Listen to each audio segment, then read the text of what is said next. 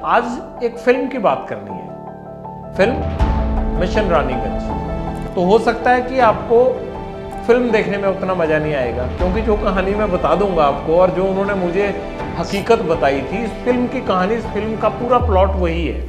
असल में अक्षय कुमार कैप्सूल गिल यानी जसवंत सिंह गिल जो थे, उन्हीं का रोल कर रहे हैं। एक दिन पता लगा कि वहाँ जो रानीगंज की कोल माइंस है, कोयले की जो खदान थी, उसके अंदर कुछ मजदूर ट्रैप हो गए, लेकिन 300 फीट से ज़्यादा पानी भर गया था। कहते हैं कि 220 मजदूर उसमें गए थे अंदर काम करने के। मुझे ये लगा कि इसको तो 3-4 महीने लग जाएंगे सबमर्सिबल से पानी निकालने को, तो ये ऑप्शन ठीक नहीं है। सबको लगा कि ये तो बड़ा फिल्मी आइडिया दे रहे हैं, कुछ मजाक भी उड़ाने लगे। कुछ ने कहा कि सरदार जी मानसिक स्थिति ठीक तो है, कैसे ऐसे हो जाएगा। उन्होंने वो कैप्सूल बनाया जिससे मजदूरों को एक एक करके बाहर लाना था। अब हुआ ये कि सारी तैयारी हो गई, लेकिन नीचे कैप्सूल के साथ जाएगा कौन उस लिफ्ट के साथ? तो बारी किसकी है? खुद जसवंत सिंह गिल की।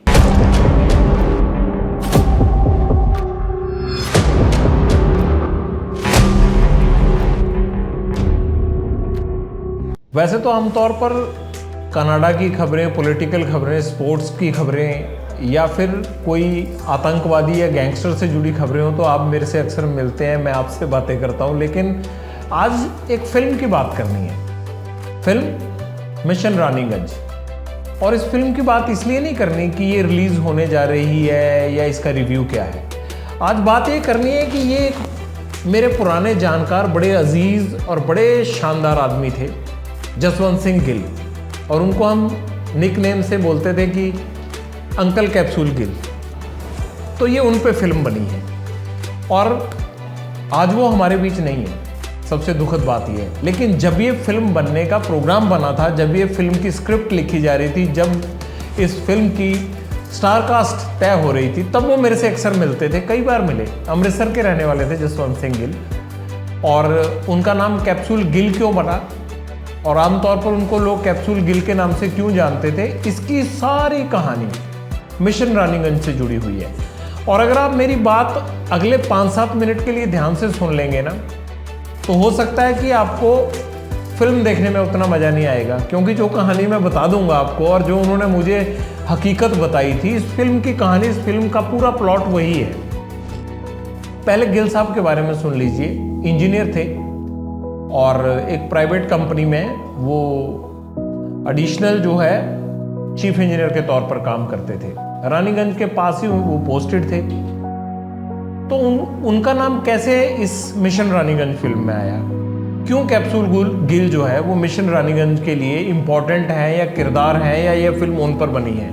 असल में अक्षय कुमार कैप्सूल गिल यानी जसवंत सिंह गिल जो थे, उन्हीं का रोल कर रहे हैं। आपने देखा होगा, टीजर आया है कि एक सरदार जी की शक्ल में चश्मा लगाए हुए अक्षय कुमार वो अभिनय कर रहे हैं। तो ये कहानी क्या थी, कब ये शुरू हुई, कैसे इस कहानी में मोड़ आया, किस चीज़ को लेकर ये कहानी थी, बड़ी दिलचस्प है। और मैंने गिल साहब से सारी बातें तफसील से घंटों बिठाकर पूछी थी और पूछता भी था कि कैसे आपने ये किया, कैसे आपको ये पहचान मिली। और ख़ास बात यह है कि अगर ये जो पूरी कहानी मैं सुनाऊंगा, इसके बाद मैं आपको एक प्रोग्राम का नाम दूंगा, आप वहाँ जाएंगे, देखेंगे, तो आपको जो मेरी ये कहानी और गिल साहब से मेरा क्या नाता था, वो चीज़ें आपको समझ आ जाएंगी। ये तो मैंने बता ही दिया, अमृतसर से थे। उनके बेटे अब भी वहाँ पर डॉक्टर हैं, उनसे भी गाए बगाए मैसेज या फ़ोन पर बात हो ही जाती है, वो भी बड़े खुश हैं। अब बताते हैं आपको कि ये मिशन रानीगंज की शुरुआत कैसे हुई। दिसंबर 1989 1989 का साल था और रानीगंज के पास ही, वहां से थोड़ी सी दूरी पर ही पोस्टेड थे जसवंत सिंह गिल। एक दिन पता लगा कि वहां जो रानीगंज की कोल माइंस है, कोयले की जो खदान थी, उसके अंदर कुछ मजदूर ट्रैप हो गए हैं।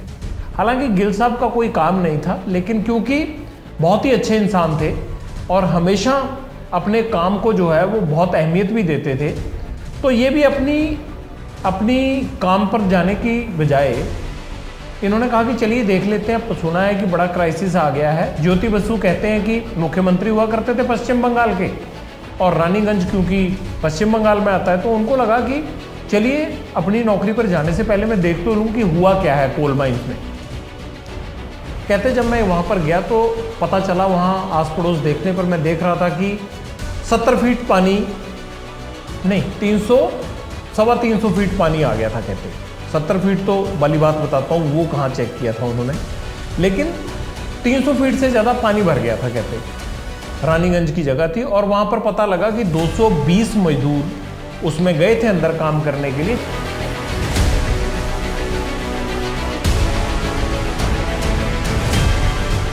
जब इन्होंने ये सब चीज़ें पता की तो कहते कि वहाँ जो पानी अंदर इतना भरा हुआ था उसको निकालने के लिए सबमर्सिबल पंप लगाए गए थे, पानी बाहर लिफ्ट कर रहे थे। तो कहते जब अंदाज़ा लगाया, जो चीज़ें पूछी कि कितने फीट पानी आया है, तो कहते मुझे ये लगा कि इसको तो 3-4 महीने लग जाएंगे सबमर्सिबल से पानी निकालने को, तो ये ऑप्शन ठीक नहीं है। तो कैप्सूल गिल ने एक आइडिया दिया, वहाँ जो अधिकारी या जो भी लोग वहाँ खदान के मौजूद थे, उन्होंने कहा कि एक ड्रिल करके एक कैप्सूल अंदर डाला जाए और मजदूरों को वहाँ से बाहर लाया जाए। सबको लगा कि ये तो बड़ा फिल्मी आइडिया दे रहे हैं, कुछ मजाक भी उड़ाने लगे। कुछ ने कहा कि सरदार जी मानसिक स्थिति ठीक तो है, कैसे ऐसे हो जाएगा। लेकिन शायद ये कोई करिश्मा होना था।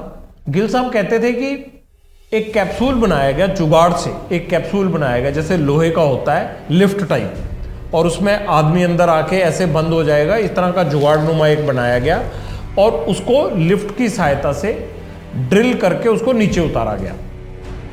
नीचे उतार के लोगों को ऊपर चढ़ा के भेजेगा कौन, क्योंकि 65 लोग हैं, कितना टाइम लग जाएगा। ये सब चीज़ें तय करने के लिए 2 लोगों को तैयार किया गया। गिल साहब क्योंकि इंजीनियर थे, प्रोफेशनल इंजीनियर थे, उन्होंने वो कैप्सूल बनाया जिससे मजदूरों को एक एक करके बाहर लाना था। सुबह से ये काम शुरू हुआ, 1-2 दिन हो ही चुके थे। ये भी पता नहीं था कि अंदर कोई जिंदा बचा है नहीं बचा है, अंदर की स्थिति तो किसी को पता नहीं थी। ये खबर कैसे पता चली कि अंदर 300 फीट पानी आ गया या पानी भर गया खदान में। वो गिल साहब कहते थे कि जब वो मजदूर काम कर रहे थे और पानी आया, तभी 2 लोग लिफ्ट से ऊपर आ रहे थे, तो उन्होंने देखा कि पानी आ गया नीचे खदान में। वो एक जो उसका रिंग था वो टूट गया, लिफ्ट का एक पुली जो होती है वो टूट गई और एक मजदूर नीचे गिर गया। एक उसकी किस्मत अच्छी थी, वो बाहर निकल के आ गया। उसने बताया कि अंदर ये हादसा हो गया, इतनी जानकारी थी बस। अब गिल साहब ने उसकी पूरी जो है वो टोपोग्राफी क्या है अंदर की, किस तरह से बनी हुई है, वो लेके सुराख करके ड्रिल करके उन्होंने एक जुगाड़ से वहीं पर जो है वो बेल्ट करवाया। 89 में इतनी सुविधाएं भी नहीं होती थी। एक बेल्ट करवाया कैप्सूल और उतारने की तैयारी कर ली। शाम हो गई, ये करते करते लगभग रात होने वाली थी। गिल साहब कहते हैं कि 2 लोगों को तैयार किया जिन्होंने जाना था, और एक ऊपर आदमी को पहुंचाएगा और एक नीचे से लोगों को बिठाएगा। लेकिन जिन लोगों को जाने के लिए नीचे तैयार किया गया था, जैसे जैसे शाम होने लगी और घटना को लेकर जिस तरह से संवेदनशीलता बनी हुई थी, उनका दिल हिल गया और वो दोनों लोग रफू चक्कर हो गए। अब ये सब शायद ऊपर वाला ही करवा रहा था। अब हुआ ये कि सारी तैयारी हो गई, लेकिन नीचे कैप्सूल के साथ जाएगा कौन उस लिफ्ट के साथ? तो बारी किसकी आई? खुद जसवंत सिंह गिल की, यानी जिन्होंने पूरी तरकीब दी थी, उन्हों को ही इसको अमल में लाने का भी जोखिम उठाना पड़ा।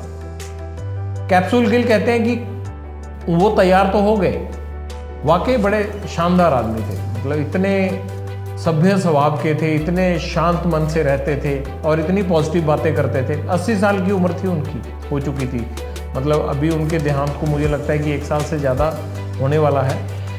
तो मैं तब की बात कर रहा हूँ जब 2-1 साल पहले मैं उनके साथ बैठा करता था, तब वो कहते थे मैं 80 साल का हो गया। तो गिल साहब कहते हैं मैं कैप्सूल से नीचे चला गया। कहते हैं मैं नीचे चला तो गया, लेकिन नीचे पहुंच के एक बार लगा कि ये गलती कर ली है, अब पता नहीं ऊपर दोबारा वापस जाऊंगा या नहीं। एक एक करके गिल साहब ने मजदूरों को निकालना शुरू किया। सारी रात ऑपरेशन चला। गिल साहब एक एक चीज़ बताते हैं कि कैसे हथौड़ा, जो उसको मारने के लिए हथौड़ा होता था कि ऊपर उसको लिफ्ट करो, हथौड़ा गिर गया, कैसे ढूंढना अंदर। एक तरह से अंधेरी टनल के अंदर 65 मजदूरों को निकालना बहुत मुश्किल काम हो सकता है। ये सोचना आसान है, लेकिन मिशन रानीगंज में आप देखेंगे कि कैसे गिल साहब ने ये मुश्किल काम आसान किया था। वो सारी रात इस ऑपरेशन में लगे रहे और इस ऑपरेशन को उन्होंने सक्सेसफुली पूरा किया। और वो ये कहते हैं कि मतलब मैं जब बाहर आया तो बाहर की दुनिया बदली हुई थी। आप सोचिए कि सारी रात इतने घंटे एक एक करके 65 लोगों को ऊपर भेजना, खदान के अंदर से ऊपर निकालने के बाद फिर अंदर जाना, फिर दूसरा आदमी भेजना, फिर तीसरा चौथा, कितने चक्कर लगाए होंगे। सो इतने चक्कर पूरे होने के बाद वो कहते हैं कि जब मैं अंदर गया था तो जैसे अंधेरा होने वाला था, लेकिन जब बाहर आए उससे खदान से निकलकर तो उजाला हो रखा था, धूप खिली हुई थी, मतलब इतना वक्त लग गया था। सो गिल साहब ने ये करिश्मा कर दिखाया। उनको तब तक नहीं पता था कि कितना बड़ा काम कर रहे हैं, लेकिन कहते जब मैं बाहर आया मैंने उनसे पूछा था कि माहौल कैसा था, तो उन्होंने कहा माहौल ऐसा था कि गले में इतने हार आ गए थे कि मतलब दिखना ही बंद हो गया था, इतने खुश थे लोग। और उन्होंने कहा कि जो लोग हंस रहे थे मेरे पे कि ये क्या कर रहे हैं, सरदार जी को क्या हो गया, कैप्सूल से जुगाड़ से नीचे जाके ऐसे ऊपर ला के हथौड़े से ये क्या बोल रहे हैं, तो वो सब लोग दंग थे, ये देख के हैरान थे। चीफ मिनिस्टर कहते हैं ज्योति बसु खुद बाहर खड़े थे और वो वाकई ही एक हीरो की तरह बाहर आए। जब गए थे तो लोगों ने तरस खाया होगा उन पे, जा रहा है कोशिश करने, देखते हैं क्या होता है एक इंजीनियर। लेकिन जब वो कहते मैं बाहर आया तो वाकई बाहर इतनी खुशी थी और एक हीरो की तरह स्वागत हुआ उनका। लेकिन गिल साहब आगे एक बात और बताते हैं कि शायद उनकी इस कामयाबी के लिए उनके मन में ये मलाल भी था। कहते मैंने बहुत सफ़र किया। उस वक्त उनको 1 लाख रुपए का इनाम देना अनाउंस किया उनकी कंपनी ने, जो वो कहते थे कि मुझे 80 साल तक तो मिला नहीं है। लेकिन वो कहते थे कि जितना प्यार, जो नाम मुझे कैप्सूल गिल का नाम, इसीलिए वो जो कैप्सूल नीचे गया था जसवंत सिंह गिल को इसीलिए कैप्सूल गिल कहने लगे, उस कैप्सूल की वजह से जो खदान के अंदर से मजदूरों को निकाल के लाया था। शायद ये अब तक के इतिहास का एक ऐसा ऑपरेशन था जिसकी कल्पना करना भी मुश्किल था, और उस दौर में उन्होंने ये काम पूरा कर दिखाया जब सुविधाओं का टोटा होता था, बहुत अभाव था 1989 में। तब गिल साहब ने अपनी हिम्मत से, अपने दिमाग से, अपनी सूझबूझ से और अपने जज्बे से ये काम कर दिखाया था। खैर, वो कहते हैं कि मैं कहता कि आपको तो बड़ा सम्मान मिला होगा, बड़ा आदर मिला होगा। उन्होंने कहा हाँ सब कुछ मिला, लेकिन उसके बाद जिस तरह की चीज़ें मैंने झेली कंपनी में, उनको लेकर बड़ा मलाल भी हुआ। और उन्होंने कहा कि जो आसपास के लोग थे मेरे इस प्रयास के कारण वो मुझसे जलने लगे, और उस जलने के कारण उनकी ना सिर्फ तरक्की रुकी बल्कि और भी कई तरह की चीज़ें उनको झेलनी पड़ी। यानी देखिए, हमारे समाज में कोई अपनी जान जोखिम में डालकर इतने मजदूरों को बचाता है, तब भी लोग उससे जलन करने लगते हैं। ये तो वाकई खराब बात है ना। वो कहते हैं कि मुझे जीएम रेस्क्यू लगा दिया गया कि ये तो जी ये बड़ा अच्छा काम करता है, तो इसको आप जीएम रेस्क्यू लगा दीजिए। और वो कहते हैं कि जो मैंने चीफ इंजीनियर बनना था, फुल फ्लेज्ड चीफ इंजीनियर बनना था, वो तरक्की मेरी रुक गई, बहुत टाइम तक रुकी रही। और ये उनकी ऑर्गेनाइजेशन में सबको पता लग गया, सबको पता चला कि ऐसा इनके साथ हो रहा है। लेकिन वो ये कहते थे कि कोई बात नहीं, बेशक मुझे ये सब चीज़ें डिपार्टमेंटली झेलनी पड़ी, लेकिन जो नाम मुझे हुआ या जिन लोगों को मैंने बचाया या जिनकी दुआएं मेरे साथ लगी, मैं उनको याद करके ये सब चीज़ें भूल जाता था। और उन्होंने मुझे ये बताया था 2 साल पहले कि एक फिल्म बन रही है और वो इस पे बनेगी। हालांकि तब कोई भी हीरो तय नहीं था, कौन बनेगा कौन नहीं बनेगा ये सब चीज़ें तय नहीं थी। हाँ, एक बात और याद आई, मैंने उनको कहा कि आपको ज्योति बसु ने क्या कहा कि जब बाहर आप आए एकदम मजदूरों को लेकर और वो मौजूद थे, और जो लोग आप पे, जो इंजीनियर वहाँ पर आप पे हंस रहे थे रेस्क्यू में लगे हुए, तो उनका क्या रिएक्शन था पहला? तो कहते ज्योति बसु ने बहुत भालो किया, मतलब बहुत अच्छा किया आपने, ये बोला था लोग। और उन्होंने कहा था कि जो अधिकारी मेरे पे हंस रहे थे वो इसलिए कुछ नहीं कर पाए क्योंकि उन्होंने मजाक में कहा कि उनका बाप साथ खड़ा था, यानी चीफ मिनिस्टर साथ खड़ा था। तो ऐसा लगा कि वाकई जिस जसवंत सिंह गिल पे हम हंस रहे थे, मजाक उड़ा रहे थे, सोच रहे थे कि सरदार जी क्या करने जा रहे हैं, उसके बाहर आने के इंतजार में चीफ मिनिस्टर खड़ा है। सो जसवंत सिंह गिल ये सब चीज़ें बहुत तफसील से मेरे साथ मेरे ऑफिस में डिस्कस करते थे, एबीपी के ऑफिस में भी आते थे। और एक बार तो मैं अमृतसर गया हुआ था, मैं जलियांवाला बाग के पास शूट करके निकल रहा था, तो अचानक मेरा हाथ पकड़ा तो मैंने देखा कि किसी ने हाथ पकड़ा ऐसे, तो जसवंत सिंह गिल बगल में खड़े थे।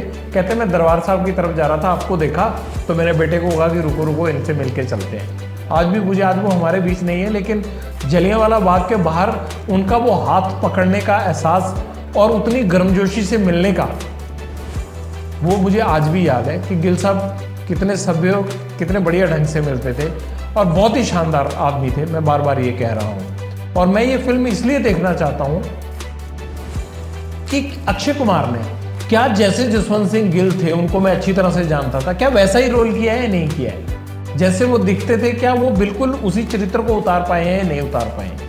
ये सब देखने के लिए ही रानीगंज फिल्म मिशन रानीगंज में जरूर देखूंगा। लेकिन एक बात और अहम बतानी थी आपको। अभी आप कह रहे होंगे कि भाई इतनी सारी बातें कैप्सूल गिल के साथ की, तो एक जर्नलिस्ट होके ऐसा तो हो नहीं सकता कि मैंने उनका इंटरव्यू ना किया हो। तो हमारे पंजाबी चैनल के लिए मैंने उनका इंटरव्यू किया था, एबीपी सांझा के लिए। वो पंजाबी बड़ी शानदार बोलते थे। मैं भी क्योंकि पंजाब में पैदा हुआ हूँ, चंडीगढ़ में पला बड़ा रहा हूँ, सारा जीवन वहाँ गुजरा है अब तक का, तो मैंने उनका पंजाबी में इंटरव्यू किया था। अगर आप कोई भी वो इंटरव्यू उनका देखना चाहें तो ज़रूर देखिएगा। वो पूरे ऑपरेशन के बारे में डिटेल से बता रहे हैं। और वो आप यूट्यूब पर जाकर एबीपी सांझा में मुक्दी गल, एक इंटरव्यू का वो था, वीकली इंटरव्यू होता था, मुक्दी गल इंटरव्यू विद जसवंत सिंह गिल, या आप ले गए हैशटैग कैप्सूल गिल, तो आपका पूरा इंटरव्यू आ जाएगा, उसमें बताएंगे। और एक और ख़ास बात उनके बारे में बताता हूँ कि हाल ही में शिलोंग में जो कोल माइन में पानी आ गया था 70 फीट, क्योंकि नदी बगल से गुजरती थी, तो शिलोंग की एक कोल माइन में पानी आ गया था और उसको उनको निकाल नहीं पा रहे थे। उनको भी सबमर्सिबल पंप लगाए गए थे। तो तब भी 2 साल पहले भी गिल साहब को वहाँ बुलाया गया था और उन्होंने खुद कहा था कि मैं आके वो चीज़ें देखता हूँ क्या वहाँ पर है और क्या हम कर सकते हैं, और अगर मान लीजिए कि हालात ने कोई दिमाग में चीज़ ला दी तो हम कोई रेस्क्यू ऑपरेशन का तरीका बता सकते हैं। तो गिल साहब को शिलोंग सरकार ने वहाँ बुलाया था और शिलोंग वो गए थे, अपने सुझाव देकर आए थे। 70 फीट पानी आ गया था, अंदर मजदूर फंसे हुए थे और वो माइन वैसे बंद हो चुकी थी, एनजीटी ने बंद करवा दी थी, लेकिन बावजूद उसके वहाँ काम हो रहा था। सो इन सब चीज़ों पर भी गिल साहब वहाँ पर अपनी सरकार को राय दे के आए थे, रेस्क्यू ऑपरेशन का तरीका बता के आए थे। तो ये सब चीज़ें उनसे अक्सर होती रहती थी। लेकिन ये पूरा इंटरव्यू और इन पूरे दोनों रेस्क्यू ऑपरेशन में उन्होंने क्या कंट्रीब्यूट किया और कैसे अंजाम दिया, ये सब चीज़ आप मेरे उस इंटरव्यू में यूट्यूब पर जाकर देख सकते हैं कि Jagwinder Patial interview with capsule Gill और जसवंत गिल, आपको वो पूरी डिटेल मिल जाएगी जिसमें वो सब कुछ बता भी रहे हैं। लेकिन ये सब चीज़ें, तो कुछ चीज़ें मैंने नहीं आपको बताई, कहीं आप फिल्म देखने ही ना जाएं। फिल्म देख के आइएगा, जो मैंने बताया उसके हिसाब से कैसे उन चीज़ों को उन्होंने फिल्मांकन किया, उसका ये भी अंदाज़ा लगा लीजिएगा। एक और चीज़ कही थी गिल साहब ने, मैंने कहा कि आपका किरदार कौन निभाएगा जो फिल्म आ रही है, आपकी जो बात चल रही है उसमें किरदार कौन निभाएगा। तो ये नाम निकल कर आए थे 2, उन्होंने कहा या तो अक्षय कुमार निभाएंगे या फिर उन्होंने कहा था अजय देवगन। उन दोनों में से डायरेक्टर बात कर रहे हैं, तो जो भी सूटेबल लगेगा वो ये निभाएगा। लेकिन उन्होंने कहा था कोई भी निभाए, छोटे मुंह बड़ी बात कर रहा हूँ, कोई भी निभाए किरदार, लेकिन वो भी प्रसिद्ध हो जाएगा, उन्होंने कहा था, नाम उसका भी हो जाएगा, उन्होंने कहा, जो ये किरदार निभाएगा। और गिल साहब को ये अच्छा लगता था कि बेशक उन्होंने इस ऑपरेशन को सफलतापूर्वक अंजाम देने के लिए कितनी मुश्किलें डिपार्टमेंट में झेली, या उनकी सक्सेस से कितना जेलस हो गया था बाद में, इनाम की राशि तक जिस चीज़ आदमी को नहीं दी गई। सोचिए हमारे यहाँ पर हीरोज़ के साथ किस तरह का बर्ताव होता है, ये नहीं होना चाहिए। लेकिन वो एक बात मुझे कहते थे कि जोगिंदर, इनाम इतने सारे मिले, कोई गिनती नहीं, उन्होंने कहा, इतना सम्मान मिला, इतने इनाम मिले, इतने अवार्ड मिले, जिनकी कोई गिनती नहीं। बड़े संतुष्ट आदमी थे, बड़े अच्छे रहते थे, बड़े भले आदमी थे। और मिशन रानीगंज के ज़रिए हम आज उनको एक तरह से अपनी श्रद्धांजलि देते हैं। हमारे साथ उनका गुजरा वक्त जो है वो बहुत सही था, और मुझे इस बात की बहुत खुशी है कि गिल साहब पर बनी, उनके रेस्क्यू ऑपरेशन पर बनी ये फिल्म बड़े पर्दे पर आ रही है। हम ये सब मुद्दे तो आपको बताते ही रहते हैं, लेकिन रोज़ रात 9 बजे सोमवार से शुक्रवार के बीच में रात एबीपी न्यूज़ पर पब्लिक इंटरेस्ट आपने ज़रूर देखना है, और उस कार्यक्रम के बारे में अपना फीडबैक भी हमें देना है।